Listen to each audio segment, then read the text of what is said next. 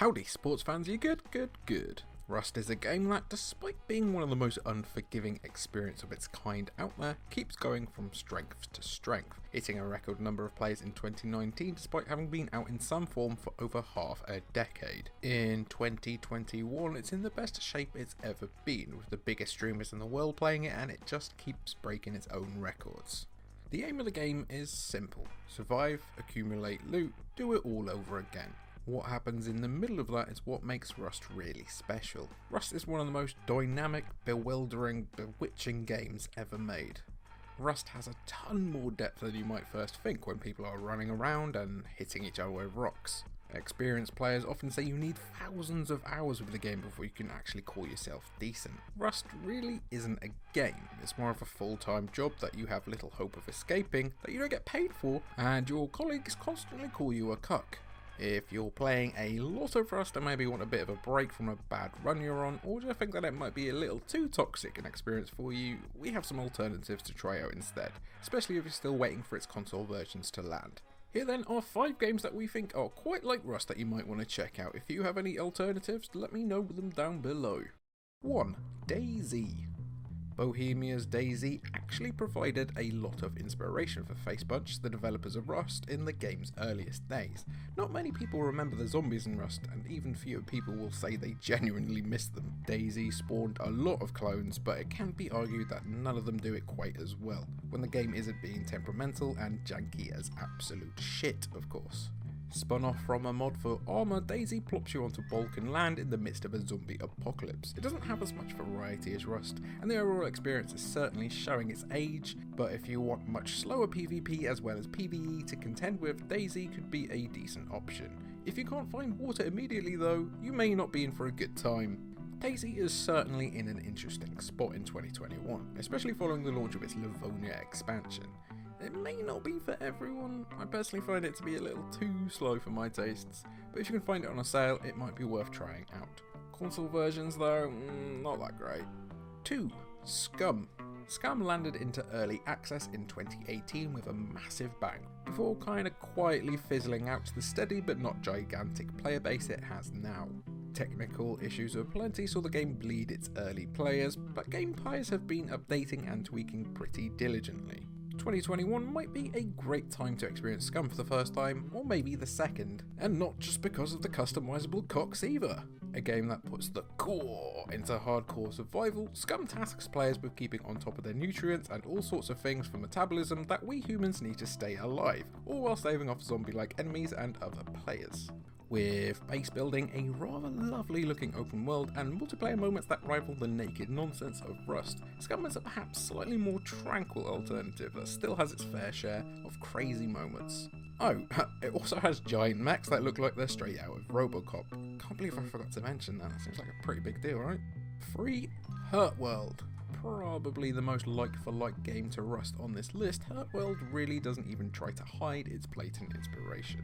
It has been well received for not being just a plain rip-off and bringing a few interesting twists to the table.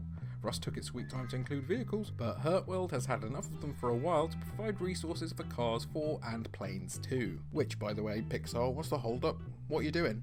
Come on. Cars 4 please, give the people what they want. The basic gist of both games is the same: survive and thrive by outsmarting and outplaying other players until you have a loot horde Smorg would lose his mind over.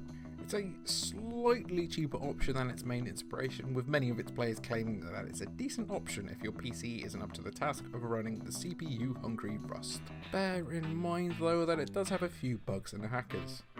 So it really is like Rust after all. 4. Escape from Tarkov. There's a reason why so many content creators are splitting their time between Rust and Battlestate's Tarkov, among other games, and that's because both offer similarly pulse-pounding PvP with incredibly high stakes. While Rust also boasts base building and survival elements, Tarkov is more of a straightforward PvP looter, but it's not a simple game. A rather complex affair that doesn't do the best job of explaining itself to beginners, players drop into one of many maps on the hunt for loot, with anything you discover before extraction being yours to keep.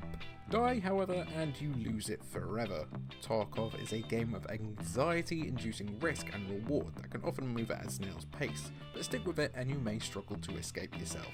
Or you could do what so many have done and die randomly after creeping through a map for 45 minutes, lose all of your loot, and then throw yourself out of the nearest window.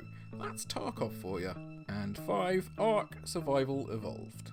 For a game with a UI and font scheme as aggressively ugly as Ark's, and that's objectively the truth, don't try and argue with me, it sure has seen a lot of success over the last few years. As long as you can get past the early woes of dying to some random dinosaur after a chaotically awful fight with a wooden club, Ark becomes an extremely dense game with so much to see, do and breed. Whether you want to climb aboard a flying dinosaur and go exploring, fight other players, or build yourself a little home to have a constantly live showing of Jurassic Park, Ark offers plenty of different ways to play. It has its rough edges that may never be properly buffed out, but it's certainly a unique game that clashes the prehistoric with the future. Each new update and expansion, of which there are many by now, changes the Ark experience up pretty dramatically. There's even a sequel starring Vin Diesel in the works because cash should just be straight up burned and wasted apparently. I don't know who played Ark and went, you know what this game is missing? You know what this game is missing? It's missing Riddick. Don't play it on Switch though, whatever you do, it's one of the worst games ever made on that platform. And here's a little bonus for you, Fortify. I don't know why I said that like some kind of Pokemon. Fortify is what I meant. Okay, so this isn't an alternative to Rust as much as it is a tool to send you even further down the hall of addiction. For any of you really serious players out there, Fortify is a community created mod for Rust that allows you to plan out your bases in advance with meticulous and even somewhat obsessive detail.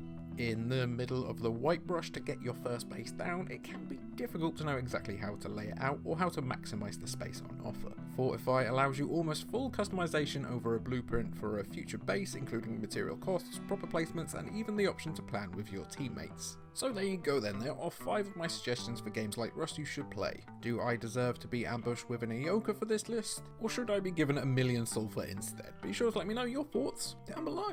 And thank you for watching.